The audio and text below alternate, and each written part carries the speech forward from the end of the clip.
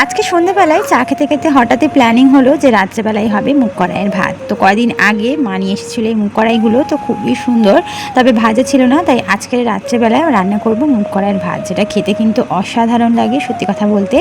আর সে কারণেই আর কি হঠাৎ করেই প্ল্যানিংটা হয়েছে।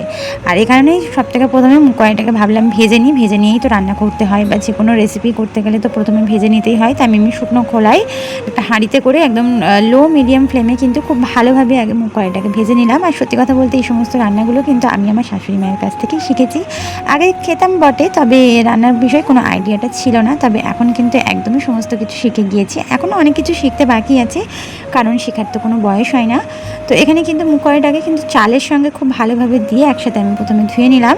তারপরে নর্মালি যেভাবে আমরা ভাত রান্না করে থাকি ঠিক সেইভাবেই ভাতটাকে রান্না করব, শুধু এর মধ্যে মুগ কড়াইটা অ্যাড থাকবে। আর অবশ্যই ভাতে একটুখানি লবণ দিয়ে দিয়েছি যাতে টেস্টটা ভালো আসে।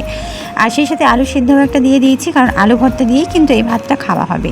তরকারিও ওবেলার কিছুটা রয়েছে, তবে এই ভাতটা কিন্তু পেঁয়াজ, লঙ্কা, কাঁচামরিচ, শুকনো লঙ্কা দিয়ে মানে মাখালেই কিন্তু খাওয়া হয়ে যায়, তার সঙ্গে অন্য কিছু লাগে বলে মনে হয় না। গত 2 দিন আগে আমি যে ভিডিওটা শেয়ার করেছিলাম তাতে তোমরা অনেকেই কমেন্ট করেছিলে যে মেশিনটা খুব সুন্দর হয়েছে, এবং অনেকে এটাও জানতে চেয়েছো যে মেশিনটা কত টাকা নিয়েছে।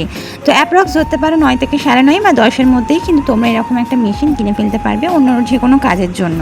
তো নর্মালি যেভাবে ভাতটা রান্না হয়ে থাকে সেইভাবেই ভাতটা রান্না করে আমি কিন্তু ফ্যানটা বসিয়ে নিয়েছি। তারপরে এই যে দেখতে পাচ্ছ একদম ঝরঝরে কিন্তু ভাত হয়ে গিয়েছে। আর এখানে কিন্তু মা আলু ভর্তাটা করছিল। বাস এভাবেই আজকে রাতের বেলায় আমরা সবাই মিলে মুগ কড়াইয়ের ভাত খেয়ে নিলাম।